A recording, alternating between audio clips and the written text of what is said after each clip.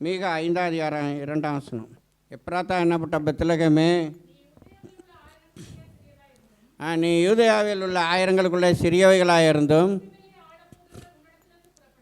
இஸ்ரவேலை ஆளப்போகிற உன்னிடத்திலிருந்து புறப்பட்டு என்னிடத்தில் வருவார். அவருடைய புறப்படுதல் அநாதி நாட்களாகிய பூர்வத்தினுடையது. அன்பு தேவனுடைய பிள்ளைகளை, ஆண்டவராகிய இயேசு கிறிஸ்துவனுடைய பிறப்பை குறித்து இந்த மாதம் முழுவதும் அநேக வார்த்தைகளையும் வசனங்களையும் நம்ம கேட்டுக்கொண்டிருக்கிறோம். அநேக செய்திகளை எல்லாம் கேட்டுக்கொண்டிருக்கிறோம். இருந்தாலும் என்னென்னா, நம்ம கடந்த வாரத்தில் என்னென்னா இந்த வசனத்தை குறித்து நம்ம தியானித்தோம். அதாவது என்னென்னா, ஆண்டவராகிய இயேசு கிறிஸ்துவனுடைய பிறப்பை குறித்து கிட்டத்தட்ட 650-700 வருடத்துக்கு முன்பாகவே அவருடைய பிறப்பை குறித்து சொல்லப்பட்ட பிராபிசி தீர்க்க தரிசன வார்த்தை தான் இந்த வார்த்தை. எப்ராத்தா என்னப்பட்ட பெத்லகேமே, நீ யூதேயாவில் உள்ள ஆயிரங்களுக்குள்ளே நீ சிறியவைகளாக இருந்தும் இஸ்ரவேலை புறப்பட பண்ணுகிற இஸ்ரவேலை ஆளப்போகிற உன்னிடத்திலிருந்து புறப்படுவார். அன்பு தேவனுடைய பிள்ளைகளை, ஆண்டவராக இயேசு கிறிஸ்து ஏதோ மாட்டுத் தொழுவத்தில் பிறந்தார் என்று நம்ம அதை தான் நம்ம அவருடைய தாழ்மையை குறித்து தான் நம்ம சிந்தித்து கொண்டு இருக்கிறோம். அதே நேரத்தில் ஆண்டவராக இயேசு கிறிஸ்து இந்த உலகத்தில் பிறந்தது நிமித்தமாக பாவத்திலிருந்து சாபத்திலிருந்து எனக்கு விடுதலை கிடைத்தது என்பது இதை தான் பொதுவாக எல்லாரும் பார்த்திங்கன்னா அறிந்து வைத்திருக்கிறார்கள். எல்லாருக்கும் பார்த்திங்கன்னா அதுதான் நன்றாக தெரியும். அன்பு தேவனுடைய பிள்ளைகளை, அவர் நம்முடைய பாவத்தை போக்குவதற்காக இயேசு என்றாலே அவர் சகல ஜனங்களின் பாவங்களை நீக்கி அவர்களை ரட்சிப்பார் என்று தான் அதனுடைய அர்த்தமே. அவர்களை ரட்சிப்பதற்காக மாத்திரம் ஆண்டவராக இயேசு கிறிஸ்து இந்த உலகத்தில் வரல. அவர் என்னென்னா ஆளப்போகிறவராக வந்தார். அவர் என்னென்னா அவருடைய பிறப்பிலேயே சொல்லப்பட்டிருக்குது. அவர் என்னென்னா ஆளக்கூடிய ராஜாவாக அவர் என்னென்னா இந்த உலகத்தில் வந்தார். அந்த ராஜாவாக அவர் வந்தது நிமித்தம்தான் இன்றைக்கும் பார்த்திங்கன்னா அநேகர் பார்த்திங்கன்னா கலங்கி கொண்டு இருக்கிறார்கள். கடந்த நாட்களில் கூட அநேக காரியங்களை நம்ம சிந்தித்தோம். அந்த சாஸ்திரிகள் கூட பாருங்கள், ஆண்டவராக இயேசு கிறிஸ்துவனுடைய பிறப்பை பார்த்து நட்சத்திரத்தை பார்த்து போனவர்கள் அவர்களை வழி தப்பி ஏரோதனுடைய அரண்மனைக்கு போனாங்க. அரண்மனைக்கு போனப்போ பார்த்திங்கன்னா அங்கே என்னென்னா யூதருக்கு ராஜாவாக பிறந்திருக்கிறவர் எங்கே இருக்கிறான்னு அவங்களோட நினப்பு எல்லாம் என்னென்னா ஒரு ராஜாவினுடைய மகன் என்னென்னா ஒரு அரண்மனையில் பிறப்பார் என்று அவர்கள் என்னென்னா வழி தப்பி அங்கே போனாங்க. ஆனால் அதை கேட்ட பொழுது பார்த்திங்கன்னா ஏரோதும் அவனுடைய கூட்டத்தார் எல்லாரும் பார்த்திங்கன்னா கலங்கினார்கள் என்று பார்க்கிறோம். இன்றைக்கும் பார்த்திங்கன்னா தேவனுடைய பிள்ளைகளை பார்த்தால் ஒரு கூட்டம் மக்களுக்கு பார்த்திங்கன்னா கலக்கம்தான். அன்பு தேவனுடைய பிள்ளைகளை, காரணம் என்னென்னா நம்ம என்னென்னா ராஜாவாகிய பிள்ளை. அதே நேரத்தில் பார்த்திங்கன்னா தேவன் நமக்கு பார்த்திங்கன்னா அவர் இந்த உலகத்துக்கு ஆளுகை செய்கிறவராக அவர் வந்ததோடு மாத்திரமல்ல, அதே ஆளுகையை தம்முடைய பிள்ளைகளுக்கும் தருகிறார் என்பதை குறித்து கடந்த நாட்களில் பார்த்திங்கன்னா 2 காரியங்களை நம்ம சிந்தித்தோம். முதலாவதாக பார்த்திங்கன்னா அவர் என்னென்னா பாவத்திலிருந்து பார்த்திங்கன்னா பாவத்தின் மேல் அவர்களுக்கு ஆளுகையை அவர் என்னென்னா பாவத்தின் மேல் அவர் ஆளுகை செய்கிறவராக காணப்பட்டார். அதேமாரி நமக்கும் பார்த்திங்கன்னா பாவத்திலிருந்து ஜெயம் எடுக்கத்தக்கதான அப்படிப்பட்டதான ஆளுகை பலனை என்னென்னா தேவன் நமக்கும் கொடுக்குற தேவனாக இருக்கிறார் என்பதை குறித்து அநேக காரியங்களை பார்த்தோம். இரண்டாவதாக பார்த்திங்கன்னா அவர் என்னென்னா பிசாசின் மேல் ஆளுகை செலுத்துகிறவராக காணப்பட்டார். நம்முடைய வாழ்க்கையிலும் பார்த்திங்கன்னா தேவன் அப்படிப்பட்டதான பிசாசின் மேல் பார்த்திங்கன்னா பிசாசை மேற்கொள்ளத்தக்கதான வல்லமையை தேவன் எப்படி பெற்றிருந்தாரோ அதேமாரி நாமும் பார்த்திங்கன்னா பிசாசினுடைய வல்லமையை பிசாசை ஜெயிக்கத்தக்கதான பலனை நமக்கும் பார்த்திங்கன்னா தேவன் அப்படியாக தருகிறார். அதை குறித்து பார்த்திங்கன்னா அநேக காரியங்களை நம்ம சிந்தித்தோம். அந்த லேகியோன் என்றதான அந்த ஒரு பிசாசை குறித்து கூட நம்ம சிந்தித்தோம். மார்க் 5ஆம் அதிகாரத்தில் பாருங்கள், அது சொல்லப்பட்டிருக்கோம். லேகியோன் என்றாலே பார்த்திங்கன்னா அதாவது என்னென்னா அதாவது அப்போ உள்ளதான ஒரு மிலிட்ரி ரெஜிமெண்ட்டுக்கு பேர் தான் பார்த்திங்கன்னா லேகியோன்னு. அதில் பார்த்திங்கன்னா 3000 பேர்த்துலேருந்து 6000 பேர் வரைக்கும் இருக்கக்கூடிய ஒரு கூட்டத்துக்கு பேர் தான் பார்த்திங்கன்னா லேகியோன். அதனால தான் இந்த பிசாசு சொல்லுது, ஆண்டவர் உன்னுடைய பேர் என்னன்னா நான் லேகியோன்னு சொல்லிட்டு நாங்கள் அநேகராக இருக்கிறபடியால், அது பாருங்கள் அநேகராக இருக்கிறபடியால்னு அந்த பிசாசே பாருங்கள் அந்த இடத்துல சொல்லும். அதுமாரி அன்பு தேவனுடைய பிள்ளைகளை, அந்த பிசாசு அநேக பிசாசுகளாக இருந்தது நிமித்தம்தான் 2000 பண்ணியை பார்த்திங்கன்னா காலி பண்ணிச்சு. 2000 பாருங்கள், ஒவ்வொரு கிட்டத்தட்ட பாருங்கள் ஒருத்தனுக்குள்ளார எத்தனை பிசாசு போக முடியும் என்பதை நீங்கள் நன்றாக ஆராய்கிறவளாக இருக்கணும். ஒருத்தனுக்குள்ளார எத்தனை பிசாசுனாலும் இருக்க முடியும். அவன் பாருங்கள் தன்னையே காயப்படுத்தி கொண்டிருந்தான். அவனுடைய குடியிருப்பே கல்லறை தோட்டம். இப்படிப்பட்ட சுடுகாட்டில் தான் அவன் என்ன இருந்து கொண்டிருந்தான். இப்படிப்பட்ட நிலைமையில் இருந்தவன் ஆண்டவராக இயேசு கிறிஸ்து அந்த பக்கம் வரும்பொழுது அப்போவே பாருங்கள், அந்த பிசாசு அந்த சம்பவத்தில் நம்ம பார்த்தோன்னா 5 விதமான விண்ணப்பங்கள் பார்த்திங்கன்னா அந்த சம்பவத்தில் காணப்படும். அதாவது பிசாசு பார்த்திங்கன்னா 3 விதமான விண்ணப்பம் வைக்கும். அதாவது என்னென்னா, எங்களை என்னென்னா இந்த இடத்த விட்டு விரட்டாதேன்னு விண்ணப்பம் வைக்கும். இப்படியாக பார்த்திங்கன்னா பிசாசு 3 விதமான விண்ணப்பங்கள் வைக்கும். அதே நேரத்தில் பார்த்திங்கன்னா ஜனங்கள் ஒரு விண்ணப்பங்கள் வைப்பார்கள். கடைசியில் பார்த்திங்கன்னா அந்த குணமானவன் பார்த்திங்கன்னா ஒரு விண்ணப்பத்தை வைப்பான். இதில் பார்த்திங்கன்னா 5 விதமான விண்ணப்பங்களை பார்க்கலாம். ஆனால் பார்த்திங்கன்னா பிசாசினுடைய விண்ணப்பத்தை கேட்டு தேவன் பார்த்திங்கன்னா அதுக்கும் பதிலளித்தார். அதேமாரி பாருங்கள், அந்த ஜனங்கள் என்னென்னா, பண்ணி எல்லாம் செத்து போச்சு, நீங்கள் எல்லாம் இந்த இடத்த விட்டு போகலாம், எங்களுக்கெல்லாம் பரவாயில்ல நீங்கள் செஞ்சதுன்னு சொல்லிட்டு பாருங்கள், அவளை நன்மையை பெற்று இத்தனை பிசாசு துரத்தி இவ்வளோ தூரம் அவனுக்கு ஒரு நல்ல ஒரு விடுதலை கொடுத்தாருன்னு ஜனங்கள் சந்தோஷப்படல. நீங்கள் எல்லாம் எங்களோட எல்லைகளை விட்டு நீங்கள் எல்லாம் போயிடுங்கன்னு வேண்டி கொண்டாங்க. அதேமாதிரி பார்த்திங்கன்னா ஆண்டவராக இயேசு கிறிஸ்து அவருடைய எல்லைகளை விட்டு வேண்டி கொண்டார். ஆனால் பார்த்திங்கன்னா குணமாக்கப்பட்டவன் ஒரு விண்ணப்பத்தை கேட்டான். ஆண்டவரே, நான் உம்மோடு கூட இருக்கணும்னு. அவன் பார்த்திங்கன்னா அந்த விண்ணப்பத்தை ஆண்டவர் ஏற்றுக்கொள்ளவே இல்லை. எதனால் ஏற்றுக்கொள்ளலை? உங்களுக்கு அதை குறித்து ஏதாச்சும் இருக்கா? பார்த்திங்கன்னா என்னென்னா, அவன் குடும்பத்தை விட்டு எத்தனை காலமாக பிரிஞ்சிருந்தான்னு தெரியாது. 2000 பிசாசு பிடிச்சவன் பாருங்கள், அவனுடைய குடியிருப்பே கல்லறை தோட்டம். ஆண்டவர் பார்த்திங்கன்னா குடும்பத்தை நேசிக்கிற தேவன். அவர் பாருங்கள், நீ உன்னோட குடும்பத்தில் போய் அதோட குடும்பத்தோடு சேர்ந்துருந்து ஆண்டவர் செய்த நன்மையெல்லாம் அவங்களுக்கு நீ அறிவின்னு சொல்லிட்டு அவனுடைய விண்ணப்பம் பாருங்கள் அங்கே என்னென்னா கேட்கப்படவில்லை என்று பாருங்கள். பிசாசுடைய விண்ணப்பத்தை கேட்டார், ஜனங்களுடைய விண்ணப்பத்தை கேட்டார். ஆனால் அவனுடைய விண்ணப்பத்தை கேட்கல. அதனால் வேண்டி அவன் சும்மா இருக்கல. அவன் பார்த்திங்கன்னா தெக்கப்போலி என்கிறதான பட்டணம் முழுவதும் தனக்கு ஆண்டவர் செய்த நன்மையான காரியங்களை அவன் அறிவித்தான் என்று பார்க்கணும். தெக்கப்போலி என்றால் 10 பட்டணங்கள் சேர்ந்த ஒரு பட்டணத்துக்கு பேர் தான் தெக்கப்போலி.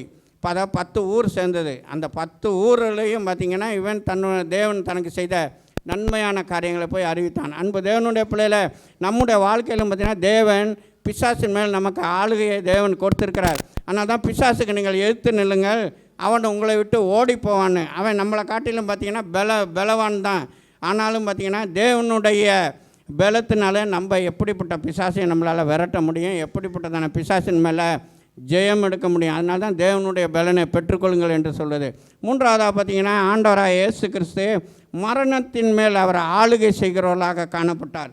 அவர் பாருங்கள், அவர் நன்மை செய்கிறவர் சுற்றி தெரிந்ததான ஊழிய நாட்களில் பாருங்கள் அநேகரை உயிரோடு எழுப்பினார். மார்க் 5 41 42 பாருங்கள், பிள்ளையின் கையை பிடித்து தலித்தாகுமே எழுந்துரு என்று அவர் பார்த்திங்கன்னா சொல்கிறாரு. அப்போ பார்த்திங்கன்னா உடனே சிறு பெண் பார்த்திங்கன்னா எழுந்து உட்கார்ந்தார். அவளுக்கு கிட்டத்தட்ட 12 வயது நிறைந்தவளாக காணப்பட்டாள் என்று பார்க்குறோம். அன்பு தேவனுடைய பிள்ளைகளை, நம்முடைய தேவன் பார்த்திங்கன்னா மரணத்தின் மேலும் ஜெயம் எடுக்க தேவன், மரித்தோரை உயிரோடு எழுப்புகிற தேவன். அவர் மாத்திரமல்ல, அதே வல்லமையையும் பலனையும் பார்த்திங்கன்னா நமக்கும் அவர் தர, அப்படிப்பட்ட ஆளுகையை நமக்கும் அவர் தருகிற தேவனாக இருக்கிறார். அன்பு தேவனுடைய பிள்ளைய, இந்த கால வேளையில் பாருங்கள், இந்த சம்பவம் எங்கே நடக்குதுன்னா அந்த ஊரில் தான் நடக்குது. எங்கே? அந்த தெக்கப்பொலியில் தான். பாருங்கள், எங்களோட எல்லையெல்லாம் விட்டு போயிடுங்கன்னு சொல்லிட்டு சொன்னதுக்கப்புறம் ஆண்டவர் போயிட்டார். திரும்ப பார்த்திங்கன்னா மறுபடியும் அந்த ஊருக்கு வரும்பொழுது ஜெபாலய தலைவன் பார்த்திங்கன்னா அவருடைய காலில் பணிந்து கொள்கிறான். ஆண்டவரே, அவனுக்கு தெரியுது இப்படிப்பட்ட 2000 பிசாசையை அவர் விரட்டும் பொழுது நமக்குள்ளாக என்னுடைய மகள் மரண அவஸ்தைப்படுகிறாள், அதனால் அவர் அவள் மேலே கையை வச்சா சுகமாகும்னு சொல்லி அவனுக்கு தெரிஞ்சது நிமித்தமாக அவன் அந்த இடத்துல பார்த்திங்கன்னா கேட்குறான், ஆண்டவரே, என்னுடைய மகள் மரண அவஸ்தைப்படுறா, செத்துருவா, சீக்கிரத்தில் வாங்க, நீங்கள் கையை வைங்கன்னு சொல்லிட்டு அவன் என்னென்னா பணிந்து கொண்டு அந்த ஜெபாலய தலைவன் அவர் என்னென்னா வீட்டுக்கு கூப்பிட்றான். கூப்பிடும் பொழுது நடுவில் வேற ஒரு சம்பவம் நடக்குது, அதில் கொஞ்சம் லேட்டாகுது. ஆனாலும் அவனுக்கு செய்தி வருகிறது, உன்னுடைய மகள் மரித்து விட்டால் போதகரை நீர் வருத்தப்படுத்த வேண்டான்னு. ஆனாலும் அவர் சொல்கிறாரு, நீ விசுவாசம் உள்ளவனார். ஆண்டவரே, நான் விசுவாசிக்கிறேன்னு சொல்லிட்டு அவன் இருக்கிறான். அவனுடைய விசுவாசத்தின்படியாக தேவன் போய் பார்த்திங்கன்னா தலித்தாகுமே எழுந்துரு என்று சொல்லி பார்த்திங்கன்னா அந்த சிறு பெண்ணின் கையை பிடித்து அவர் பார்த்திங்கன்னா உயிரோடு எழுப்பினார் என்று பார்க்குறோம். அன்பு தேவனுடைய பிள்ளைகளை இன்றைக்கும் பார்த்திங்கன்னா உங்களுடைய வாழ்க்கையில் எந்தெந்த காரியம்லாம் மரித்த நிலைமையில் இருக்கோ அதையெல்லாம் அவர் உயிர்ப்பிக்க வல்லமை உள்ளவராக இருக்கிறார். இன்னொரு காரியத்தை கூட பார்க்கலாம். யோவான் 11:43-44 வசனத்தில் பாருங்கள். அங்கே இந்த சம்பவம் எல்லாருக்கும் தெரியும். அதாவது என்னென்னா லாசரு பாருங்கள், அவர் சிநேகித்ததான லாசரு மரித்து போயிட்டான். அங்கே பாருங்கள், அவனை அடக்கம் பண்ணி 4 நாள் ஆயிடுச்சு. அங்கு அவர் வந்து பார்த்திங்கன்னா லாசருவை உயிரோடு எழுப்புகிறார். பாருங்கள், ஆண்டவருக்கு செத்த ஆளை உடனே எழுப்ப முடியும். அது 4 நாள் ஆனாலும் சரி, எத்தனை நாள் ஆனாலும் சரி, அவரால் உயிர்ப்பிக்க வல்லமை உள்ள தேவன் நம்முடைய தேவன். இந்த உலகத்தில் பாருங்கள், தேவர்கள் எண்ணப்படுகிறவர்கள் எவ்வளோ பேர் இருக்காங்க. யாராச்சும் ஒரு ஆராச்சும் அவங்க என்னென்னா மரித்தவனை உயிரோடு எழுப்பினான் என்றதான சரித்திரம் எங்கேயாச்சும் இருக்கா? ஒன்றுமே கிடையாது. நம்முடைய தேவன் பார்த்திங்கன்னா சர்வ வல்லமையுள்ளவர், எல்லாவற்றின் மேலும் ஆளுகை செலுத்தக்கூடியவர். அவர் பாருங்கள், அந்த இடத்துல 4 நாள் ஆன லாசருவை பார்த்திங்கன்னா அவர் லாசருவே வெளியே வாழ்ந்து பாருங்கள், அவர் வார்த்தையினாலேயே பார்த்திங்கன்னா எல்லா காரியத்தையும் அவர் பார்த்திங்கன்னா செய்தார். அவருடைய வார்த்தைக்கு பார்த்திங்கன்னா அவ்வளோ தூரம் வல்லமை உண்டு. அன்பு தேவனுடைய பிள்ளைய அவர் பாருங்கள், லாசருவே வெளியே வா என்று சொன்ன பொழுது மரித்தவன் பார்த்திங்கன்னா வெளியே வந்தான் என்று பார்க்குறோம். அவனை பார்த்திங்கன்னா அவனுடைய சகோதரிகளிடத்தையே பாருங்கள் அங்கே கொடுக்குறார். இன்னொரு மரித்தவனை கூட பாருங்கள் தேவன் நிறையா பேரை எழுப்பினார். சில காரியங்களை தான் நம்ம பார்க்கலாம். லூக்கா 7:15 பார்த்தோம்னா அங்கு பார்த்திங்கன்னா அங்கு ஒரு நபரை பார்க்கலாம். அதாவது நாயினூர் விதவினுடைய மகன். இவன் பார்த்திங்கன்னா ஒரு வாலிபன், மறிக்கக்கூடாத வயதில் மரித்தவன். இவனுக்கு அவர் பாருங்கள், அவர் நாயனூர் என்றதான ஊருக்குள்ளார போவதற்காக அவர் வருகிறார். அவனை பார்த்திங்கன்னா புதைக்கிறக்க வேண்டி பாடையில் சுமந்து கொண்டு வருகிறாங்க. சுமந்து கொண்டு வரும்பொழுது அவனுடைய தாய் அந்த பாடைக்கு பின்னாடியே அவள் என்னென்னா அழுது கொண்டு வருகிறார். தாயால் அவளால் துக்கம் தாங்க முடியல. ஏனென்றால் மறிக்கக்கூடாத வயதில் ஒரு மரித்து விட்டான். அந்த தாயோ அவளோ பார்த்திங்கன்னா விதவை. அவளுக்கு இருந்ததே ஒரே மகனை மரித்து போயிட்டான்னா அவளால் எவ்வளோ தாங்க முடியாத பாரம் இருக்கும். அவள் அந்த பாரத்தை நிமித்தமாக அழுது கொண்டு வருகிறாள். நாயினூர் என்றாவே அழகு அலங்காரம் என்று பொருள் உடையதான அந்த ஊருக்குள்ளாக பிரவேசிப்பதற்கு ஆண்டவர் வருகிறார். ஆனாலும் பிரவேசிக்க முடியாதபடிக்கு அங்கே பார்த்திங்கன்னா அசுத்தமான ஒரு பிரேதத்தை பார்த்திங்கன்னா வெளியே தூக்கி கொண்டு வருகிறார்கள். அது நிமித்தமாக அவருடைய பிரயாணம் அங்கே நிறுத்தப்படுகிறது. அவர் பார்க்குறாரு, தாயினுடைய அழுகையை பார்க்குறாரு. உடனே அந்த இடத்துல பாருங்கள், வாலிபனே பாடையை நிறுத்த சொல்லிட்டு வாலிபனே எழுந்துரு என்று சொல்கிறாரு. அவன் பார்த்திங்கன்னா எழுந்து உட்கார்ந்தான் என்று பார்க்குறோம். அன்பு தேவனுடைய பிள்ளைய தேவன் பார்த்திங்கன்னா இப்படிப்பட்டதான அநேக பார்த்திங்கன்னா தேவன் பார்த்திங்கன்னா உயிர்ப்பிக்க வல்லமை உள்ள தேவனாக இருந்தால் அவர் என்னென்னா மரணத்தின் மேல் ஆளுகை செலுத்துகிறவராக இருந்தார். இறுதியாக பாருங்கள், ஆண்டவராகிய இயேசு கிறிஸ்துவையே பாருங்கள், அவர் என்னென்னா சிலுவையில் அடிக்கப்பட்டார். அவர் பாருங்கள் அடக்கம் பண்ணப்பட்டார். ஆனாலும் 3ஆம் நாளில் பார்த்திங்கன்னா அவரும் பார்த்திங்கன்னா உயிரோடு எழுப்பினார். அவர் பார்த்திங்கன்னா மரண உபாதியின் கட்டை அவிழ்த்தார் என்று பார்க்கிறோம். மரணத்தினால் அவர் பார்த்திங்கன்னா கட்டப்படக்கூடாது இருந்தது. அவர் இன்றும் உயிருள்ள தேவனாக இருக்கிறார். அவரை எந்த வல்லமையும் பார்த்திங்கன்னா கட்ட முடியல, எந்த வல்லமையும் பார்த்திங்கன்னா அடைத்து வைக்க முடியவில்லை. அவருடைய கல்லறை பார்த்திங்கன்னா இன்றும் திறக்கப்பட்ட நிலைமையில் தான் பார்த்திங்கன்னா இருந்து கொண்டிருக்குது.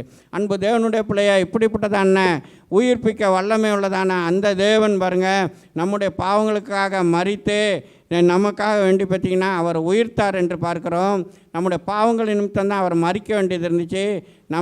அதாவது நம்முடைய பாவங்களுக்காக ஒப்பு கொடுக்கப்பட்டோம். நாம் நீதிமான்கள் ஆக்கப்படும்படிக்கு அவர் என்னென்னா உயிரோடு எழுப்பப்பட்டு இருக்கிறார். அதனால தான் இன்று வரை பாருங்கள் நம்முடைய பாவங்களை அவர் மன்னிக்கிற தேவனாக இருக்கிறார். நம்ம என்னென்னா பாவங்களை மன்னித்து உங்களை என்னையும் பார்த்திங்கன்னா தேவன் நீதிமான்களாக மாற்றி வைத்திருக்கிறார். அன்பு தேவனுடைய பிள்ளைய தேவன் எதற்காக இப்படிப்பட்டதான காரியங்களை எல்லாம் செய்தானா அவர் வல்லமை உள்ளவர் என்பதை ஜனங்கள் அறிந்து கொள்ள வேண்டும் என்பதற்காக தான். அதாவது என்னென்னா அவரிடத்துல இப்படிப்பட்டதான மரித்தவரை கூட உயிர்ப்பிக்கக்கூடியதான வல்லமை இருக்கிறது என்பதை ஜனங்கள் கண்டு கொள்வதற்காக தான் இப்படிப்பட்டதான அற்புதங்களை அதிசயங்களை எல்லாம் அவர் செய்தார்.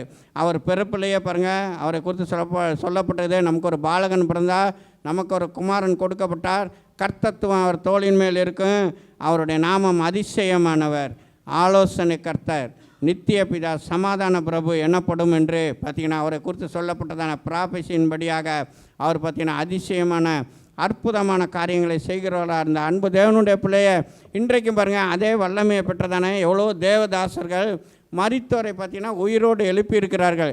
எவ்வளோ பேரோட சாட்சியெல்லாம் பார்த்திங்கன்னா இருக்குது. மரித்த அனுபவத்தில் இருந்ததானே இதேமாரி செத்து போனவரில் உயிரோடு எழுப்பின தேவதாசர்கள் எல்லாம் பார்த்திங்கன்னா அநேகர் உண்டு.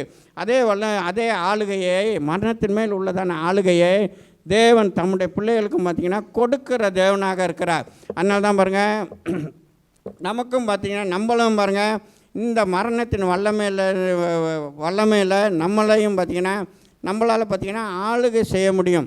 அதாவது என்னென்னா அதை தான் அப்போஸ்தலனாகிய பவுல் பார்த்திங்கன்னா 1 கொரிந்தியர் 15:51 அவர் சொல்கிறார், எக்காலம் தொனிக்கும் அப்பொழுது பாருங்கள் இதோ ஒரு ரகசியத்தை உங்களுக்கு அறிவிக்கிறேன். நம்ம எல்லோரும் நித்திரை அடைவதில்லை, ஆகிலும் கடைசி எக்காலம் தொனிக்கும் பொழுது ஒரு நிமிஷத்தில் ஒரு இமைப்பொழுதில் பாருங்கள் நமக்கும் பார்த்திங்கன்னா அப்படிப்பட்ட ஆளுகை தராரு. எப்படி ஆண்டவர் உயிரோடு இருந்தாரோ அதேமாரி உயிர்ப்பிக்கிறதான அந்த ஆளுகை அந்த வல்லமையை பார்த்திங்கன்னா தேவன் நமக்கு தராரு. அப்போதைக்கு தான் அதை தான் அவர் அங்கேயே சொல்லிட்டு வர, அழிவுள்ளது இது அழியாமையையும் சாவுக்கிறதுவானது இது சாவாமையும் தரித்து கொள்ளும். மரணமே உன் கூர் எங்கே, பாதாளமே உன் ஜெயம் எங்கே, மரணத்தின் கூர் பாவம், பாவத்தின் கூர் நியாய பிரமாணம். நம்முடைய கர்த்தராகிய இயேசு கிறிஸ்துவினாலே ஜெயம் கொடுக்கிற தேவனுக்கு ஸ்தோத்திரம் என்று சொல்கிறார். அன்பு தேவனுடைய பிள்ளையில நம்ம பார்த்திங்கன்னா நம்ம ஒரு நாள் பார்த்திங்கன்னா உயிர்த்தெழுவோம். நம்ம என்னென்னா முதலாவது உயிர்த்ததில் நம்ம என்னென்னா பங்கு பெறுகிறவர்களாக நம்ம என்னென்னா காணப்பட வேண்டும். அப்படிப்பட்ட அனுபவம் நம்மளும் என்னென்னா ஆண்டவராக இயேசு கிறிஸ்துவை போல பரிசுத்தம் உள்ளவர்களாக அவருடைய சமூகத்திலிருந்து கிருபை பெற்றவர்களாக காணப்பட்டோன்னா இப்படிப்பட்டதான மரணத்தின் மேல் நம்ம பார்த்திங்கன்னா ஜெயம் எடுக்கிறவர்களாக நம்ம காணப்பட வேண்டும். அப்பொழுது தான் பார்த்திங்கன்னா அவருடைய சமூகத்தில் நம்ம பிரவேசிக்க முடியும். ஏன்னா எக்காலம் தொனிக்கும் போது பாருங்கள் 1 தெசலோனிக்கர் 4:15 நினைக்கிறேன், ஏன்னா கர்த்ததாமே ஆரவாரத்தோடும் பிரதான தூதனுடைய சத்தத்தோடும் தேவ எக்காலத்தோடும் வானத்திலிருந்து இறங்கி வரும். அப்பொழுது கிறிஸ்துவுக்குள் மரித்தவர்கள் முதலாவது எழுந்திருப்பார்கள். பின்பு உயிரோடு இருக்கும் நாமும் பார்த்திங்கன்னா அவரோடு கூட பார்த்திங்கன்னா எடுத்துக்கொள்ளப்படுவோம் என்று சொல்லப்பட்டிருக்கு. அன்பு தேவனுடைய பிள்ளையில் நம்முடைய வாழ்க்கையில் பார்த்திங்கன்னா இப்படிப்பட்டதான அவரை போல் பரிசுத்தம், அவரை போல் பார்த்திங்கன்னா எல்லா காரியத்திலும் அவரை போல் நமக்கு ஜீவியம் காணப்பட்டால் அதுதான் பார்த்திங்கன்னா மரணம் ஜெயமாக விழுங்கப்பட்டது. இன்றைக்கி பார்த்திங்கன்னா எல்லோரும் மரித்தவர்கள் எல்லோரும் கல்லறையும் எழுதுவாங்க, நல்ல போராட்டத்தை போராடினேன்னு சொல்லி எழுதுவாங்க, நேர்மையாக நடந்தவர்கள் இளைப்பாறுதலுக்கு பிரவேசிப்பார்னு அநேக காரியங்களெல்லாம் எழுதி வைப்பாங்க. ஆனாலும் பார்த்திங்கன்னா எப்போ மரணம் அவங்க ஜெயமாக விழுங்கப்பட்டது என்றது தான காரியம் எப்போ விளங்குனா எக்காலம் தொனிக்கும் பொழுது அவங்க மறுரூபமாகிறவர்களாக காணப்பட வேண்டும். அப்படிப்பட்ட அனுபவத்துக்கு நேராக அவங்க இருக்கும் பொழுது தான் பார்த்திங்கன்னா அவங்க மரணம் ஜெயமாக விழுங்கப்படுறது என்றதான வார்த்தை பார்த்திங்கன்னா நம்மில் நிறைவேறும். ஆண்டவராகிய இயேசு கிறிஸ்து உயிர்த்தெழுந்த நிமித்தமாக மரணம் பார்த்திங்கன்னா ஜெயமாக அவர் விழுங்கினார் என்று பார்க்கிறோம். அதே ஆளுகையை பார்த்திங்கன்னா தேவன் நமக்கும் பார்த்திங்கன்னா மரணத்தின் மேல் ஜெயம் எடுக்கத்தக்கதான ஆளுகையை தேவன் நமக்கும் தருகிறார். 4வதாக பார்த்திங்கன்னா ஒரு காரியத்தை பார்க்கலாம், வியாதி பலவீனத்திலிருந்து பார்த்திங்கன்னா நமக்கு ஆளுகையை தருகிறார். மத்தேயு 4:23 24 ஆசிங்களேன். இயேசு கலிலேயா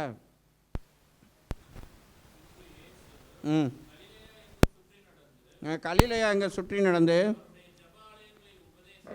ஜபாலயங்களை உபதேசித்து ராஜ்யத்தின் சுவிசேஷத்தை பிரசங்கித்து பாருங்கள் ஜனங்களுக்கு உண்டாயிருந்த சகல நோய்களையும் சகல வியாதிகளையும் சகல நோய்கள் நீக்கி சுஸ்தமாக்கினார்.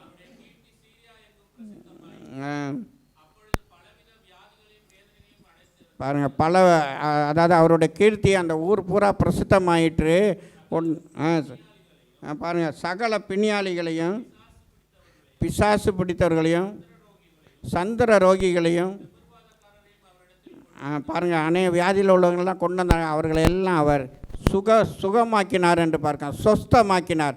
அன்பு தேவனுடைய பிள்ளைய தேவன் இந்த உலகத்தில் ராஜாவாக பிறந்தது நிமித்தமாக அவர் கொடுக்கப்பட்டதான அவர் எப்படி ஜனங்களுக்கு எல்லா வியாதியிலேருந்து சுகத்தை கொடுத்தாரோ அதேமாரி பார்த்திங்கன்னா அதன்மாரி பார்த்திங்கன்னா அவருக்கு ஆளுகை காணப்பட்டது. அதேமாரி ஆளுகையை தேவன் நமக்கும் தருகிறார். இன்றும் பார்த்திங்கன்னா உங்களோட வாழ்க்கையில் எப்படிப்பட்ட பலவீனத்தோடு காணப்படுங்க, எப்படிப்பட்ட சுகவீனத்தோடு காணப்படுகிறீங்க, தேவனை நோக்கி நீங்கள் பாருங்கள்.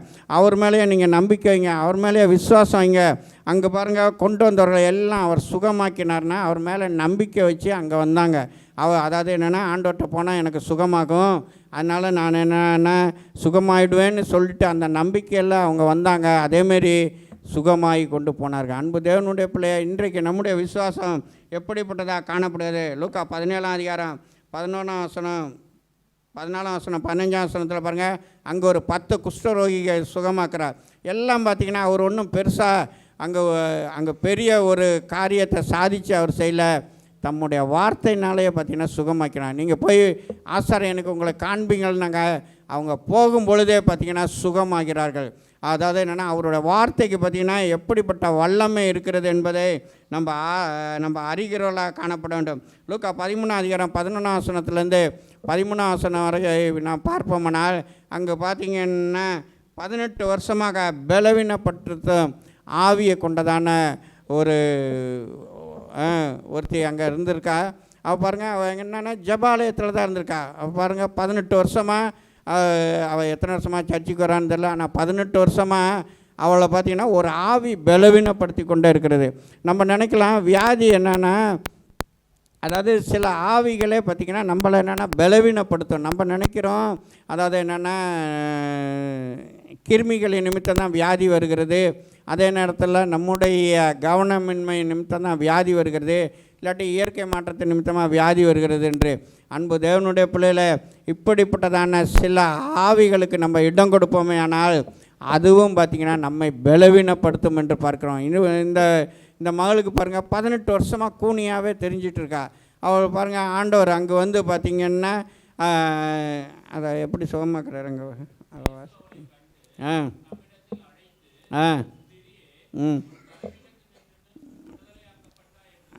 பாருங்கள், உன் பலவீனத்திலிருந்து விடுதலையாக்கப்பட்டா என்று சொல்லி அவர் மேல் தமது கைகளை வைத்தார்.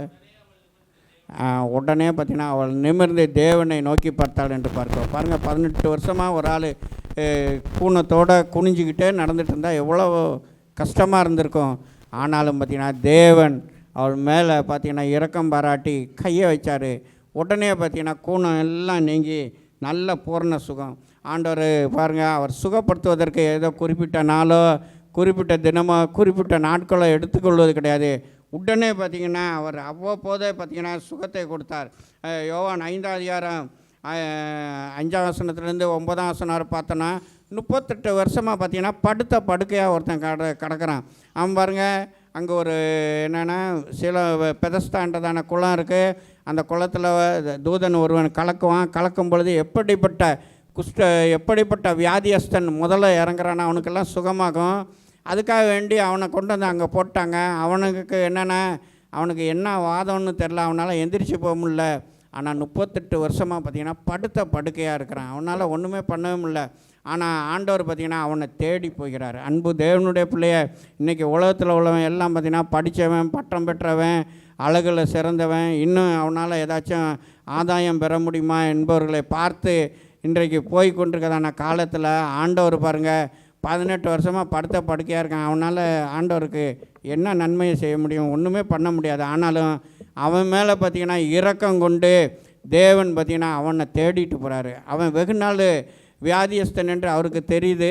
ஆனால் அங்கே என்னென்னா அவர் போய் என்னென்னா அவன் வெகு நாள் வியாதியஸ்தன் என்று தெரிந்து பார்த்திங்கன்னா அவனிடத்தில் போய் பேசி அவனை பார்த்திங்கன்னா உடனே சோமாகிறார். உன் படுக்கையை எடுத்துக்கொண்டு நடனார். வேறு ஒன்றும் பெருசாலாம் அங்கே ஒன்றும் அவர் செய்யலை. அவர் என்னென்னா உன் படுக்கையை எடுத்துக்கொண்டு நடனோன்னா அவன் தான் சொல்கிறான், ஆண்டவரே குளம் கலக்கப்படும் பொழுது என்னை கொண்டு போய் விடுறதுக்கு யாருமே இல்லை, எல்லாமே என்னை கைவிட்டு விட்டான், நான் அனாதையா.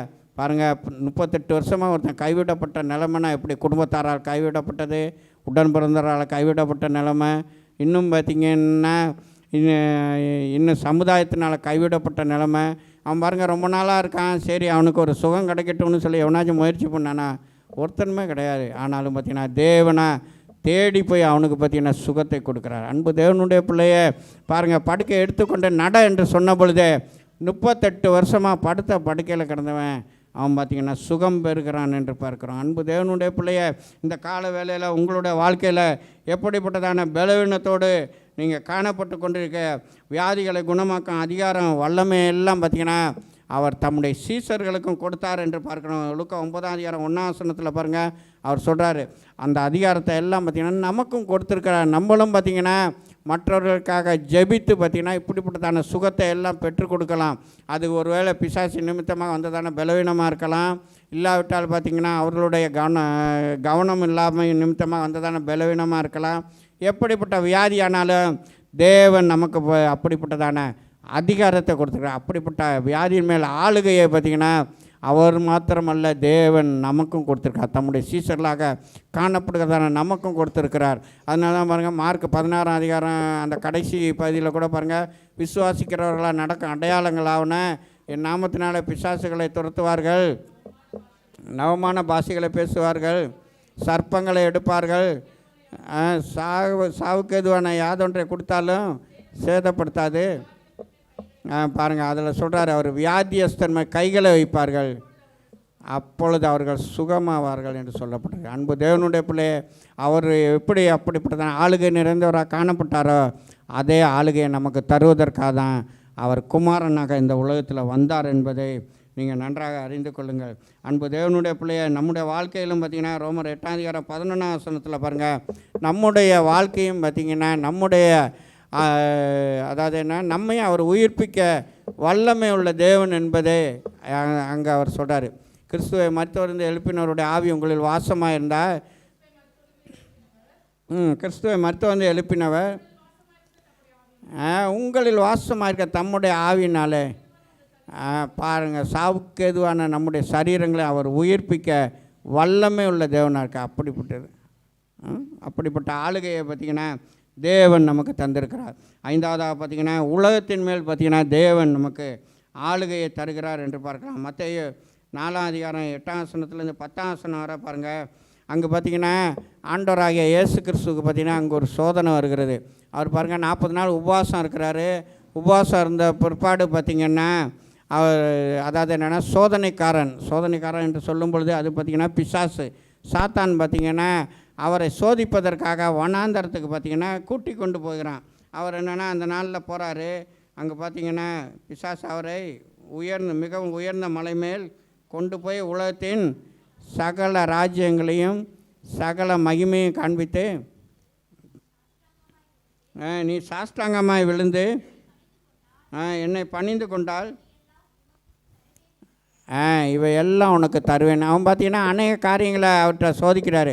அதாவது என்னென்னா இவர் 40 நாள் இருக்கிறாரு. 40 நாள் உபவாசம் இருந்த பிற்பாடு பார்த்திங்கன்னா அவருக்கு பசி உண்டாகிறது. பசி பொழுது அவன் போய்க்க சொல்கிறான். அதாவது என்னென்னா, நீ என்னென்னா இந்த மலையுமே கொண்டு போய் அங்கேருந்து என்னென்னா இந்த கல்லுகள் எல்லாம் அப்பங்களாகும்படி செய்யணும். ஏன்னா ஆண்டவர் தான் என்னென்னா கல்லையா அப்பமாக மாற்ற முடியுமே, இதெல்லாம் நீர் என்னென்னா அப்பமாக மாக்கி நீர் என்ன சாப்பிடுன்னு. அன்பு தேவனுடைய பிள்ளைய நம்முடைய வாழ்க்கையில் என்னென்னா நம்முடைய வாழ்க்கையில் பார்த்திங்கன்னா சில காரியத்தில் பார்த்திங்கன்னா நம்ம கவனமாக இருக்கணும். நம்ம எந்த காரியத்தில் நம்ம பலவீனமாக நம்ம காணப்பட்டு கொண்டிருக்கோமோ அந்த நேரத்தில் தான் பார்த்திங்கன்னா பிசாசு நம்மளை பார்த்திங்கன்னா ஈஸியாக வஞ்சித்து விட்டு போயிடுவான். அதாவது என்னென்னா உதாரணத்துக்கு பார்த்திங்கன்னா நமக்கு ஒரு பண தேவைகள் அதிகமாக இருக்கும். அந்த நேரத்தில் வந்து பாருங்கள் பிசாசு நேக்கா பேசி நம்மளை எங்கேயாச்சும் கடைக்க வைக்கிற மாதிரி கொண்டு போய் பார்த்திங்கன்னா அப்படிப்பட்ட காரியத்தில் போய் சிக்கிடுவான். இங்கே பாருங்கள் ஆண்டவருக்கு என்னென்னா பசி உண்டாயிற்று என்று சொல்லப்பட்டிருக்கு. அந்த நேரத்தில் பாருங்கள் இந்த கல்லுகள் எல்லாம் அப்பங்கள் ஆகும்படி நீர் என்னென்ன செய்து நீ என்னென்ன சாப்பிடும் என்று அவரை பார்த்திங்கன்னா சொல்கிறார். ஆனால் ஆண்டவர் சொல்கிறார், மனுஷன் அப்பத்தினாலே மாத்திரமல்ல தேவனுடைய வாயிலிருந்து புறப்படும் ஒவ்வொரு வார்த்தையினாலும் பிழைப்பான் என்று அவர் பார்த்திங்கன்னா வார்த்தையினாலே பார்த்திங்கன்னா ஜெயம் எடுத்தார். அவனை பார்த்திங்கன்னா அடுத்தாப்புல ஒவ்வொரு காரியமாக அப்படியே கொடுத்துட்டு கடைசியில் பார்த்திங்கன்னா உலகத்தின் சகல ராஜ்யங்களையும் காண்பித்து விட்டு என்னென்ன நமஸ்காரம் பண்ணா, என்ன ஆராதனை பண்ணா இவையெல்லாம் உனக்கு தருவேன்றாரு. உன் தேவனாகிய கர்த்தரை தவிர வேறு ஒருவருக்கும் ஆராதனை செய்வாயாக என்று சொல்லி வேறு ஒருவனுக்கு நீ ஆராதனை செய்யாமல் இருப்பாயாக என்று பார்த்தீங்கன்னா அவர் என்னென்னா அங்கே சொல்கிறாரு. அன்பு தேவனுடைய பிள்ளை, இதிலேருந்து நம்ம ஒரு காரியத்தை நன்றாக அறிந்து கொள்ள வேண்டும். நம்ம பார்த்திங்கன்னா எந்த மனுஷனையோ எந்த மகான்களையோ எந்த காரியத்தையும் நம்ம என்னென்னா வணங்கக்கூடாது என்பதை நீங்கள் நன்றாக இது மூலமாக நீங்கள் நன்றாக அறிந்து கொள்ளலாம். தேவனை ஒருவரை தவிர வேறு ஒருவரையும் பார்த்திங்கன்னா நம்ம வணங்கக்கூடாது என்பதை இந்த வசனத்தின் மூலமாக நம்ம நன்றாக அறிந்து கொள்ளலாம். தேவன் ஒருவருக்கு தான் பார்த்திங்கன்னா நம்முடைய ஆராதனை இருக்கணும். அவர் ஒருவருக்கு தான் நம்முடைய நன்றி பலிகள், துதி பலிகள் எல்லாமே பார்த்திங்கன்னா அவர் ஒருவருக்கே தான் நம்ம செலுத்துகிறவர்களாக இருக்கின்றோம். இன்றைக்கி பாருங்கள், உலகத்தில் எவ்வளோ மகான்கள் பிறந்தாங்க, எவ்வளோ பேர் உண்டானாருங்க. ஆனால் அவங்கெல்லாம் இருக்கிற இடம் தெரியாமல் போயிட்டாங்க. ஆனாலும் பார்த்திங்கன்னா இன்றைக்கும் ஆனால் அதனுடைய ஆவிகள் பார்த்திங்கன்னா செயல்பட்டு கொண்டே இருக்கிறது. இன்னும் பாருங்கள், நன்றாக இருக்கிறவர்களை எல்லாம் அப்படியே திசை திருப்பி கொண்டு போய் இன்றைக்கும் சில ஒரு கூட்டத்தார் பார்த்திங்கன்னா அப்படிலாம் பண்ணி கொண்டிருக்காங்க. அன்பு தேவனுடைய பிள்ளைய, நம்முடைய ஆராதனை பார்த்திங்கன்னா தேவனாகிய கர்த்தர் ஒருவரை தவிர வேறு ஒருவருக்கும் பார்த்திங்கன்னா நம்முடைய ஆராதனை பார்த்திங்கன்னா இருக்கக்கூடாது என்பதை நீங்கள் நன்றாக அறிந்து கொள்ளுங்கள். அங்கே பாருங்கள், பிசாசு அநேக காரியங்களை பார்த்திங்கன்னா தேவனிடத்தில் சோதித்தான். ஆனாலும் பார்த்திங்கன்னா அவர் என்னென்னா அதில் மேல் பார்த்திங்கன்னா உலகத்தின் மேல் பார்த்திங்கன்னா அவர் ஆளுகை செலுத்துகிறவர்களாக காணப்பட்டார். அவர் பாருங்கள், அதுக்கு அடிப்பணியவே இல்லை. எந்த சூழ்நிலையிலும் பார்த்திங்கன்னா அந்த பிசாசு ஐயோ பிசாசு இதை காமிச்சிட்டான் அதை காமிச்சிட்டான்னு சொல்லிட்டு அவர் எந்த காரியத்தையும் பார்த்திங்கன்னா செய்யவே இல்லை. எல்லா காரியத்திலும் பார்த்திங்கன்னா அவர் என்னென்னா ஜெயம் எடுக்கிறவராக காணப்பட்டார். ஏன்னாடா அவன் பார்த்திங்கன்னா நம்ம நினைக்கலாம் அவன் என்ன உலகத்தின் அவனை குறித்து பார்த்திங்கன்னா வேதமே என்னென்னா உலகத்தின் அதிபதின்னு தான் சொல்கிறாரு. யோவான் 14:30 பாருங்கள், அவர் சொல்கிறாரு, இந்த உலகத்தின் அதிபதி வருகிறான், அவனிடத்தில் எனக்கு அவன் அதிபதி வருகிறான், அவனிடத்தில் அவனுக்கு என்னிடத்தில் ஒன்றுமே இல்லைன்னு பார்த்திங்கன்னா அவர் சொல்கிறாரு. அவன் பாருங்கள், நம்ம நினைக்கலாம் அது எப்படி உலகத்துக்கு அதிபதியாக அந்த சத்துருவாகிய பிசாசு தானே இருந்து கொண்டிருக்கிறான் என்று. அன்பு தேவனுடைய பிள்ளைகளை, எப்போ ஆதாம் பாவம் செய்து விழுந்தானோ அன்றிலிருந்து பார்த்திங்கன்னா பிசாசு பார்த்திங்கன்னா உலகத்துக்குள்ள பார்த்திங்கன்னா ஆளுகை செய்கிறவனாக அவன் காணப்பட்டான். அதை என்னென்னா தேவனாகிய கர்த்தரும் பார்த்திங்கன்னா அதை அனுமதித்தார். ஆனாலும் பார்த்திங்கன்னா இந்த ஆளுகை ரொம்ப நாள் கிடையாது.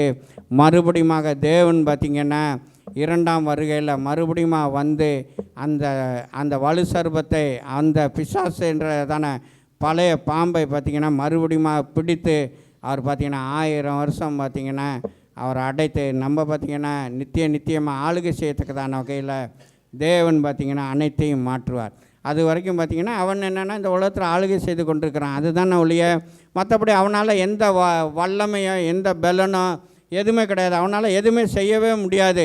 அவன் பாருங்கள், அதாவது என்னென்னா விழுந்து போன லூசிபர் என்றதான சாத்தானின் கூட்டம், விழுந்து போன தூதர்கள் தான் அவங்க. அவன் தான் பார்த்திங்க லூசிபராக அங்கங்கே இருந்து கொண்டு இருக்கிறான். அவனால் பார்த்திங்கன்னா ஒரே அதாவது என்னென்னா எல்லா இடத்துலையும் அவனால் பார்த்திங்கன்னா ஒரு இடத்துல ஒரு தூதன் தான் இருக்க முடியுமே ஒழிய அவன் எங்கேயுமே வியாபித்து இருக்க முடியாது. ஆனால் நம்முடைய தேவன் பார்த்திங்கன்னா எல்லா இடத்துலையும் பார்த்திங்கன்னா வியாபித்து இருக்கிறான். அவனால் பார்த்திங்கன்னா எந்த செயல்களையும் பார்த்திங்கன்னா செய்யவும் முடியாது. அவன் ஏதாவது ஒரு காரியத்தை உருவாக்கினான் என்று எங்கேயுமே கிடையவே கிடையாது, வேதத்திலே கிடையாது. அவனால் உருவாக்கவே முடியாது. ஏனென்றால் தேவன் சகலத்தையும் பார்த்திங்கன்னா சிருஷ்டித்த தேவன். அது மேலே பார்த்திங்கன்னா உரிமை இல்லாமல் அவன் என்னென்னா ஆளுகை செய்து கொண்டிருக்கிறான். ஆனால் அந்த ஆளுகையை ஜெயம் எடுப்பதற்கு தேவன் பார்த்திங்கன்னா நமக்கு ஆளுகையை கொடுத்துருக்கிறார். அன்பு தேவனுடைய பிள்ளைய, அதனால் வேண்டி நம்முடைய வாழ்க்கையில் பார்த்திங்கன்னா நம்ம உலகத்தின் மேல் பார்த்திங்கன்னா நம்ம ஆளுகை செய்கிறவரை நம்ம காணப்படலாம். அவர் பாருங்கள், யோவான் 18:33 சொல்கிறாரு, உலகத்தில் உங்களுக்கு உபத்திரவம் உண்டு, ஆனாலும் திடன் கொள்ளுங்க, நான் உலகத்தை ஜெயித்தேன் என்று சொல்கிறார். உலகத்தை என்னென்னா அதாவது மாம்சத்தின் இச்சை, ஜீவனத்தின் பெருமை, இதெல்லாம் பார்த்திங்கன்னா அவர் என்ன கண்களின் இச்சை இருந்து எல்லாம் பார்த்திங்கன்னா அவர் ஜெயம் எடுத்தார் என்று பார்க்குறோம். சாத்தான் எதற்காக வேண்டி பார்த்திங்கன்னா இப்படிப்பட்ட சோதனைகளை எல்லாம் அவருக்கு கொண்டு வந்தானா, அதாவது என்னென்னா ஆண்டவராகிய இயேசு கிறிஸ்துவனுடைய அவர் குமாரனாக இந்த உலகத்துக்கு வந்ததனுடைய நோக்கம் என்னென்னா அவர் ஜனங்களுடைய பாவங்களுக்காக மரித்து அவர் என்னென்னா உயிர்த்து மறுபடியும் என்னென்னா பரலோக ராஜ்யத்துக்கு போக வேண்டும் என்றது தான் பார்த்திங்கன்னா அவருடைய நோக்கம். ஆனால் அந்த நோக்கத்தை அபத்தமாக்குவதற்காக அவன் பார்த்திங்கன்னா இப்படிப்பட்ட ஒரு சோதனையை கொண்டு வந்து குறுக்கு வழியை பார்த்திங்கன்னா அவன் நாடுவதற்காக சில காரியங்களை செய்கிறான். ஆனால் தேவன் அதை அறிந்தவராக அதன் மேல் ஜெயம் எடுக்கிறா காணப்பட்டா. இன்றைக்கும் பாருங்கள், நம்முடைய வாழ்க்கையில் இந்த சாத்தான் புகுந்து அநேக குறுக்கு வழிகளை சொல்லி தருவான். ஆனால் நம்ம என்னென்னா ஆண்டவருடைய சித்தம் என்னவோ அதை நம்ம அறிந்து நம்ம செயல்படுகிறவர்களாக காணப்பட வேண்டும். அவர் அதை அறிந்தது நிமித்தம்தான் அவர் பாருங்கள் வசனத்தின் மூலமாக ஜெயித்தார். நம்ம வசனம் நன்றாக தெரிஞ்சிருந்தால் நமக்கு எதிராக இப்படிப்பட்டதான அதாவது குறுக்கு சம்பாத்தியம், அதாவது குறுக்கு வழியில் எப்படி முன்னேறலாம், குறுக்கு வழியில் எப்படிலாம் வந்துடலான்னு சொல்லிட்டு சத்துரு சில ஐடியாலாம் பார்த்திங்கன்னா உலகத்தில் கொடுப்பான். ஆனாலும் பார்த்திங்கன்னா நம்ம தேவனுடைய பிள்ளைகளாக இருந்து தேவனுக்குள்ளே காணப்படுவோமே ஆனால், இப்படிப்பட்ட வார்த்தைகள் வசனங்கள் நமக்குள்ளே இருக்குமே ஆனால், அதிலிருந்து என்னென்னா நம்ம விலகி ஏற்ற காலத்தில் அவர் நம்மளை உயர்த்தும்படிக்கு அவருடைய கரத்துக்குள்ளே நம்ம அடங்கியிருப்போம்னு நம்ம இருப்போம். அதே நேரத்தில் நம்ம இப்படிப்பட்ட காரியம்லாம் நம்ம சரியாக இல்லாமல் இருந்தோன்னா ஈஸியாக பார்த்திங்கன்னா சத்துரு இப்படி தான் அவனே பார்த்திங்கன்னா பொய்க்கு பிதாவும். அவன் பாருங்கள் சகல ராஜ்யத்தையும் காமிச்சான்னா அவனுடைய ஆளுகையை அவனால் கொடுக்கவே முடியாது. அவனே ஆளுகை அவனுக்கே பார்த்திங்கன்னா அவனே ஓசியில் இங்கே வந்து ஆளுகை பண்ணுற மாதிரி இருக்கிறான். அப்படிப்பட்டவன் அவன் எப்படி நமக்கு எப்படி அதை தர முடியும்? அவனுடைய வார்த்தைகள் எல்லாம் பார்த்திங்கன்னா அவனுடைய பேரை பார்த்திங்கன்னா பொய்க்கு பிதாவுமாக இருக்கிறான். இன்றைக்கும் பாருங்கள் அப்படிப்பட்ட ஜனங்கள் பாருங்கள் இருந்து கொண்டிருக்கிறாங்க. அவங்க என்னென்னா நம்மளோட போஸ்ட் என்ன, நம்ம எப்படிப்பட்ட நிலைமையில் இருக்கிறோம், நம்ம போய் பொய் பேசலாமா, நம்ம இப்படிப்பட்டவெல்லாம் காணப்படலாமான்ற அந்த ஒரு சிந்தனை கூட இல்லை. அவங்க பாருங்கள் பப்ளிக்காகவே எவ்வளோ பொய்யும் புரட்டலுமாக காணப்பட்டு கொண்டிருக்காங்க. வேதத்தில் ஒரு வசனம் இருக்குது, நீதிமொழியில் நினைக்கிறேன், அதிபதியானவன் பொய்களுக்கு செவி கொடுத்தா அவனோட ஊழியக்காரர் யாரும் துன்மார்க்கர் ஆவார்கள். அவன் பாருங்கள் துன்மார்க்கம் தான் இன்றைக்கி பார்த்தீங்கன்னா பெருகி கொண்டிருக்காது. அதிபதியானவனே பொய்களுக்கு செவி கொடுத்தான்னா கீழே இருக்கிறவங்களாம் என்ன ஆவான்? துன்மார்க்கனா அவனும் பொய்யை பேசிட்டு அவன் பார்த்திங்கன்னா துன்மார்க்கனாக தான் பார்த்திங்கன்னா காணப்பட்டு கொண்டு இருப்பான். அன்பு தேவனுடைய பிள்ளைய, அதனால் நம்முடைய வாழ்க்கையில் பார்த்திங்கன்னா மிகவும் எச்சரிக்கையாக இருக்க வேண்டும். நாம் பார்த்திங்கன்னா நாம் உலகத்தில் நம்ம என்னென்னா தேவன் எப்படி உலகத்தில் உபத்திரம் உண்டு திடன் கொள்ளுங்க நான் உலகத்தை ஜெயித்தேன் என்றால் நமக்கும் பார்த்திங்கன்னா ஜெயம் எடுப்பதற்கு தேவையான பலனை தேவன் தருகிறார். நம்ம உலகத்தில் ஜெயம் எடுக்க வேண்டுமானால் நம்முடைய விசுவாசம் தான் நம்மளை பார்த்திங்கன்னா என்ன ஜெயிக்கும் என்று சொல்லப்பட்டது. 1 யோவான் 5:4 வாசிங்களேன். தேவனால் பிறப்பதெல்லாம் உலகத்தை ஜெயிக்கும், நம்முடைய விசுவாசமே உலகத்தை ஜெயிக்கிற ஜெயம். நம்ம உலகத்தின் மேலே சத்ருவான கொண்டு வருகிறதான கண்களின் நிச்சயம், மாம்சத்தின் பெருமை, ஜீவனத்தின் பெருமையிலேருந்தெல்லாம் நம்ம விடுதலை பெற வேண்டுமானால் நம்ம தேவனுக்குள்ளாக பார்த்திங்கன்னா விசுவாசம் உடையவர்களாக காணப்பட வேண்டும். உங்களுடைய விசுவாசமே உலகத்தை ஜெயிக்கிற ஜெயம். நம்முடைய விசுவாசம் எப்படிப்பட்டதாக காணப்படுது, தேவன் மேலே எப்படிப்பட்ட நம்பிக்கை வைத்து கொண்டு இருக்கிறோம் என்பதை இந்த கால வேளையில் நம்ம அறிகிறவர்களாக காணப்பட வேண்டும். அன்பு தேவனுடைய பிள்ளைய, தேவன் நமக்கு ஆளுகையை கொடுத்துருக்கும் பொழுது நம்ம எதுக்கு ஒரு பிசாசிட்ட போய் நம்ம கையேந்திக்கிட்டு அவனுடைய ஆளுகைக்குள்ளாக நம்ம ஏன் போய் மாட்டிக்கொண்டு இருக்க வேண்டும்? இதெல்லாம் நம்ம சிந்தித்தோன்னா நம்ம அநேக காரியங்களிலிருந்து நம்ம விடுதலை பெறுவதற்கு மிகவும் வசதியாக இருக்கும். அன்பு தேவனுடைய பிள்ளைய 5ஆவதாக பார்த்தீங்கன்னா 6ஆவதாக பார்த்தீங்கன்னா மாம்சத்தின் மேல் தேவன் பார்த்திங்கன்னா ஆளுகையை தருகிறார்.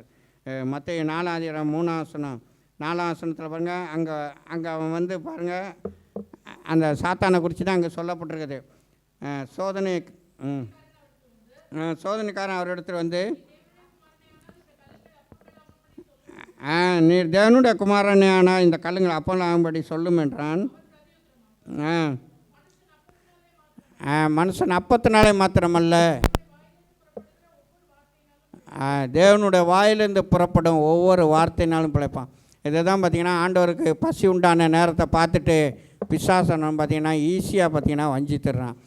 அதாவது வஞ்சிக்கலாம் என்றதான நோக்கத்தோடு பார்த்திங்கன்னா அவன் அங்கே வந்து பேசுவதை நம்ம நன்றாக அறியலாம். அன்பு தேவனுடைய பிள்ளைய, நம்முடைய மாம்சத்தின் மேல் நம்ம என்னென்னா ஆளுகை செய்கிறவர்களாக இருக்க வேண்டும்.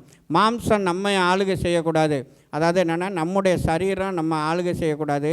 நம்ம என்னென்னா சரீரத்தை என்னென்னா நம்ம ஆளுகை செய்கிறவர்களாக இருக்கட்டும், நம்ம விருப்பப்படி. இன்றைக்கி பாருங்கள் மாம்சம் இன்றைக்கி நிறையா பேர்த்துக்கு பார்த்திங்கன்னா இந்த சாப்பாட்டு காரியத்தில் தான் பெரிய பிரச்சனையே. இப்போ சாப்பாட்டு காரியத்தில் பாருங்கள் அநேகர் பார்த்திங்கன்னா அதில் பார்த்திங்கன்னா ஜெயமே கிடையாது. சிலரெல்லாம் பெரிய சிலரெல்லாம் கூட சொல்லலாம் 40 வருஷம் 40 நாள் 80 நாள்லாம் உபவாசம் இருப்பாங்க. அதே நேரத்தில் பார்த்திங்கன்னா ஒரு நேரம் சாப்பாட்டுக்கு பார்த்திங்கன்னா அன்றைக்கி இல்லைன்னா அன்னைக்கு பார்த்திங்கன்னா ஒரு ஒரு பொது இடத்துல அப்படி கிடைக்கலன்னா பார்த்திங்கன்னா அவங்கள போடுற சண்டையை பார்த்திங்கன்னா அவ்வளோதான் இருக்கும். 40 நாள் உபவாசம் இருந்த ஆளுக்கு ஒரு நாள் உபவாசம் இருக்க முடியாதா? சரி கிடைச்சா சாப்பிடுவோம், கிடைச்சா.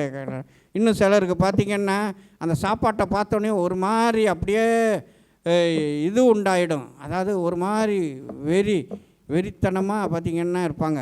தேவனுடைய பிள்ளைய நம்முடைய வாழ்க்கையில் பார்த்திங்கன்னா சத்துரு பார்த்திங்கன்னா அநேகரை பார்த்திங்கன்னா இப்படிப்பட்ட காரியத்தில் தான் வஞ்சிப்பான்.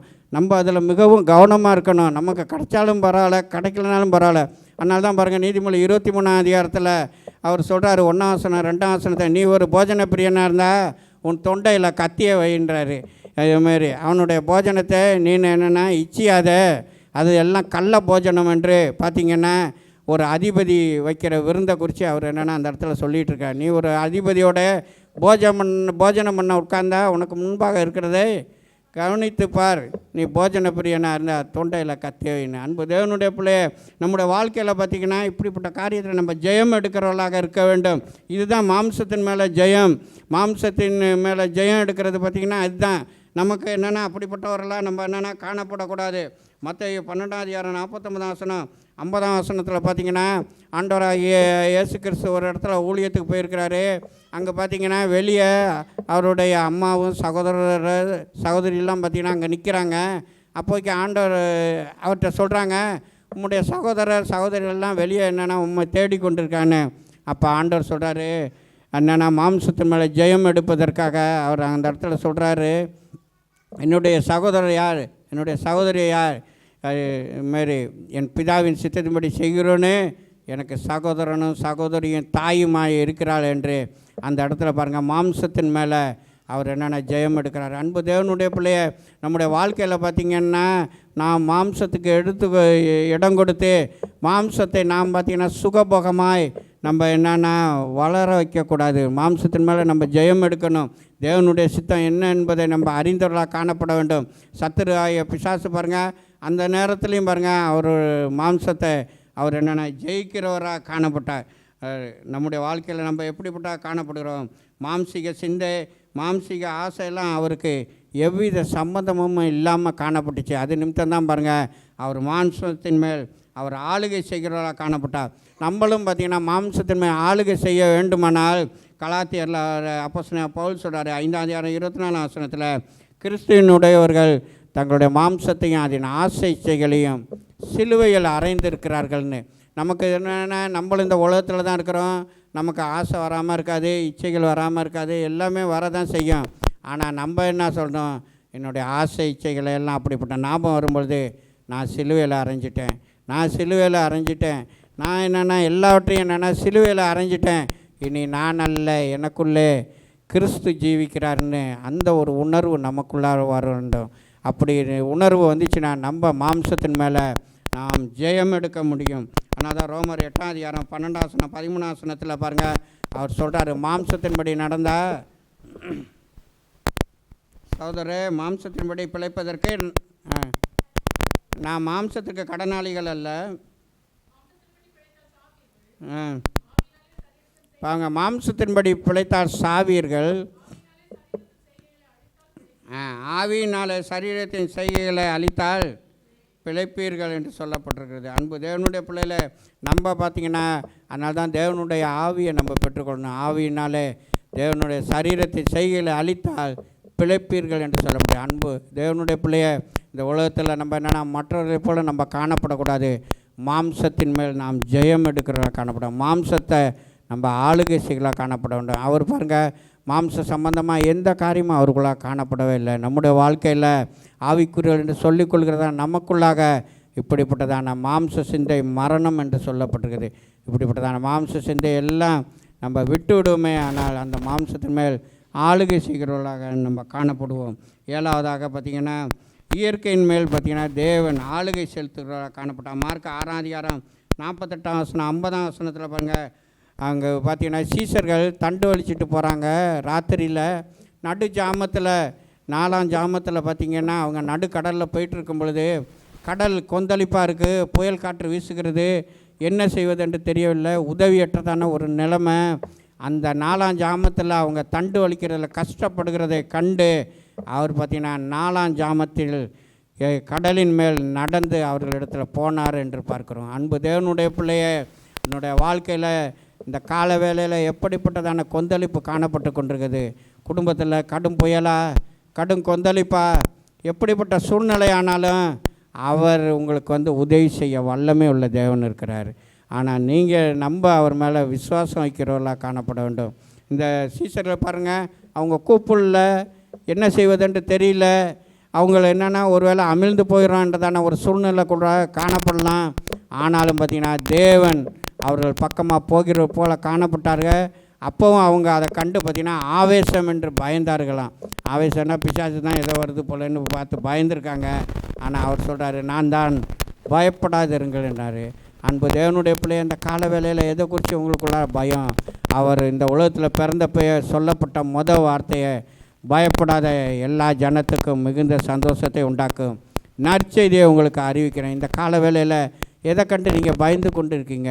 குடும்பத்தில் இதேமாரி என்னென்னா கொந்தளிப்பா, குடும்பத்தில் என்னென்னா புயல் வீசி கொண்டிருக்கிறதா, குடும்பத்தில் எப்படிப்பட்ட காரியம்லாம் நடந்து கொண்டிருக்குது, அலை மோதி கொண்டிருக்கதானே, இப்படிப்பட்ட காரியத்தில் நான் அப்படியே அவிழ்ந்து போகிற நிலைமையில் என்னுடைய படகு அப்படியே மூழ்கும் தருவாயில் காணப்பட்டு கொண்டிருக்கிறது என்று நீங்கள் நினைத்து கொண்டிருக்கிறீர்களா? வருகிற நாட்களில் நீங்கள் துன்பத்தை கண்ட வருஷங்களுக்கும் தேவன் பார்த்திங்கன்னா சரியாய் மகிழ்ச்சியாக்குவார். தேவன் உங்களை சிறுமைப்படுத்தின நாட்களுக்கும் துன்பத்தை கண்ட வருஷங்களுக்கும் சரியாய் வருகிற வருஷத்தில் தேவன் உங்களை மகிழ்ச்சியாக்குற தேவனாக இருக்கிறார். அவர் இயற்கையின் மேலே அதிகாரம் உடைய தேவன். அவர் பாருங்கள், இயற்கையே பார்த்திங்கன்னா அவர் கண்ட்ரோல் கூட வச்சுருக்கார். அப்படிப்பட்ட ஆளுகையை தேவன் தம்முடைய பிள்ளையாகிய நமக்கும் பார்த்திங்கன்னா அவர் தருகிறார். அன்பு தேவனுடைய பிள்ளை, அதனால் சோர்ந்து போகாதீங்க. இன்னொரு சம்பவத்தை கூட பார்க்கலாம். பாருங்கள், அங்கே சீசர்களை அவர் தைரியப்படுத்துகிறாரு. மற்ற 8-26 வசனத்தில் பாருங்கள், அற்புத சாட்சிகளை இன்னொரு தடவை பார்த்திங்கன்னா அவங்க கடலில் போயிட்டுருக்கும் பொழுது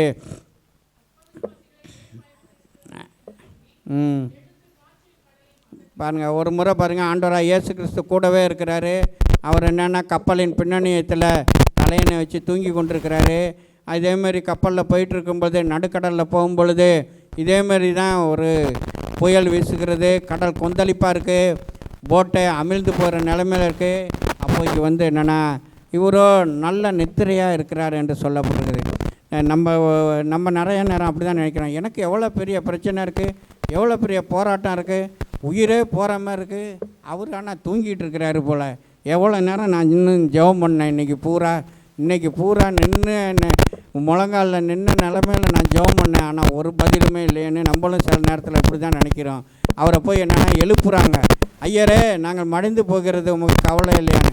இவனுக்கு நினச்சிருக்கணும், போட்டு முழுகி எல்லாருமே உள்ளார போனால் இவரும் தான் முன்னாடி போவார்னு, இவர் தான் அடித்தளத்தில் இருக்கிறாரு, இவர் தான் முன்னாடி போவார்னு. ஆனால் அதை அவங்க நினைக்கல. அவங்க ஒருவேளை நினச்சிருக்கலாம், இவர் தப்பிச்சிடுவார், நம்மளை தான் விட்டுட்டு போயிட்டு. அன்பு தேவனுடைய பிள்ளைய, தேவன் அப்படிப்பட்டவர் கிடையாது. அவர் என்னென்னா நம்மை போல் பார்த்திங்கன்னா அவர் பாடு அனுபவித்தார், நமக்காக வேண்டி தான் அவர் ரத்தம் சிந்தினார். அதனால் வேண்டி நம்முடைய பிள்ளைகளை அப்படி விட்டுட்டுலாம் அவர் போக மாட்டார். ஆனால் அவங்க பயந்து என்னென்னா அவர் என்னென்னா எழுப்புறாங்க, ஐயரே மடிந்து போகிறது உமக்கு கவலை இல்லையான்னு. அற்ப விசுவாசிகளை ஏன் பயப்படுறீங்கன்னு சொல்லிட்டு எழுந்து காற்றையும் கடலையும் பார்த்திங்கன்னா அதட்டினார் என்று பார்க்குறோம். இயற்கையின் மேல் அவருக்கு அதிகாரம் இருந்துச்சு, இயற்கையின் மேல் வல்லமை இருந்துச்சு.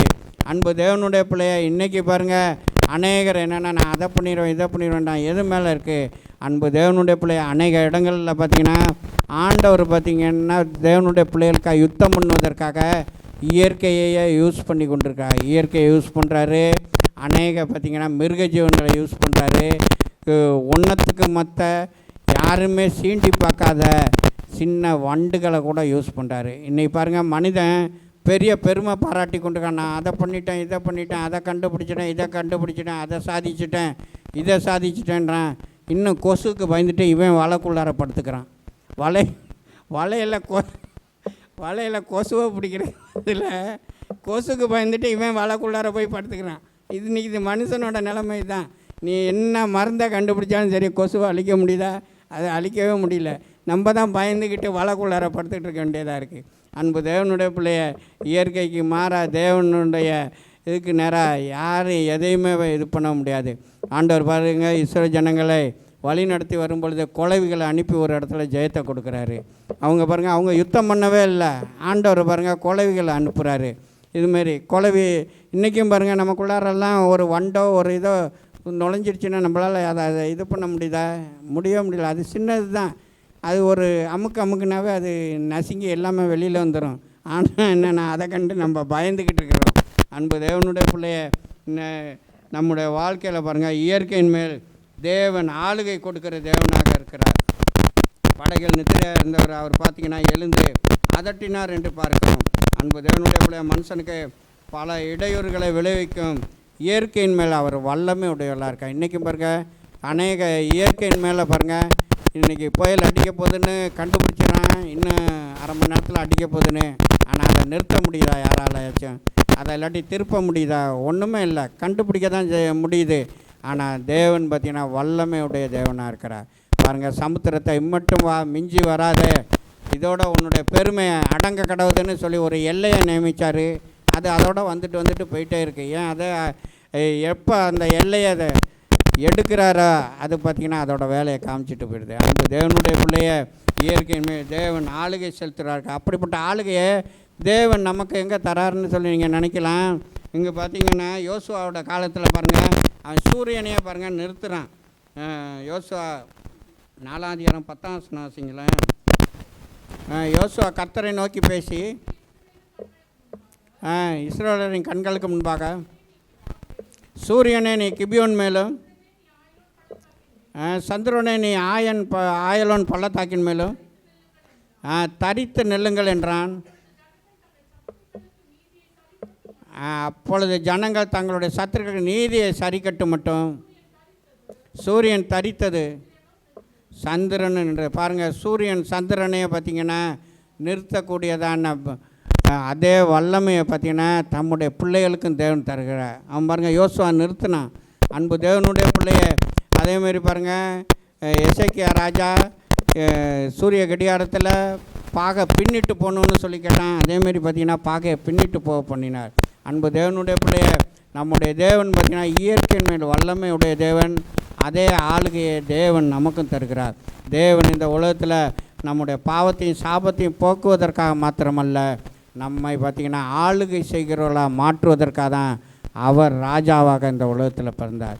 அவரை குறித்து சொல்லப்பட்டதான ப்ராஃபஸியை கடைசி வரைக்கும் மாற்ற முடியவில்லை. அவர் பாருங்கள், சிலுவையில் அடிக்கப்பட்டு அவர் ஒரு நீசரை போல் அவர் மரித்தாலும் அவருடைய சிலுவையின் மேலே எழுதி வச்சது என்னென்னா இயேசு யூதருடைய ராஜா என்று தான் எழுதி வச்சானுங்க. அவன் அதை கூட என்னென்னா மாற்ற சொன்னானுங்க யூதர். ஐயோ அவர் சொன்னதாக எழுதுங்கன்னு சொல்லிட்டு, நான் எழுதினதே அதை மாற்ற முடியாதுன்னு சொல்லிட்டு ஒரு பாஷையில் இல்லை 3 பாஷையில் பார்த்திங்கன்னா எழுதி வைத்தார்கள். அன்பு தேவனுடைய பிள்ளைய இப்படிப்பட்ட தேவன் நமக்கு இருக்கும் பொழுது நம்ம ஏன் கவலைப்படணும்? நம்ம ஏன் பயப்படணும்? நம்ம ஏன் பார்த்திங்கன்னா அவரை விட்டு பின்வாங்கி போகணும்? நம்ம அவர் மேலேயே நம்பிக்கை வைப்போம், அவர் மேலேயே விசுவாசம் வைப்போம். இப்படிப்பட்ட ஆளுகையை எனக்கு கொடுத்துருக்கிறாரு.